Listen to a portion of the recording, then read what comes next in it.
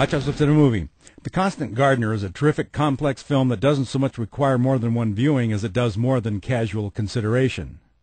Adapted from the novel by John Le Carre, it proves once again that the end of the Cold War and the absence of the Soviet Union as an enemy or the need for international spies hasn't resulted in a loss of story material for this gifted author.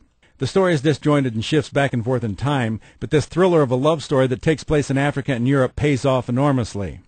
Fiennes plays Justin Quayle, the title character in a less than imposing British diplomat serving in Africa.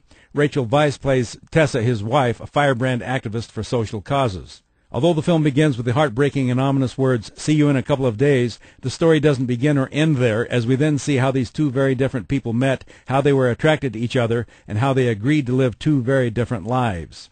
And then a betrayal and a tragic event changes everything.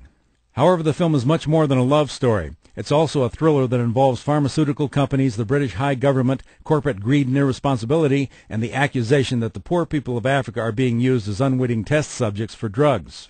After Tessa's brutal death and some strong implications that come as a shock to Justin, this usually passive man changes character as he digs deep into the mystery of Tessa's life and death, and as he learns more about Tessa, he also learns more about himself.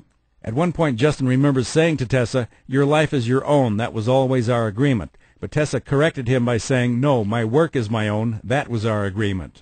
And as Justin digs deeper into the past, he discovers how Tessa's work was so dangerous to her, and why he has now put his own life in such danger. The Constant Gardener is an excellent thriller, an excellent love story, and an excellent film that examines a shocking accusation of today's greedy world. I'm Dan Culberson, and this is Hot Shots.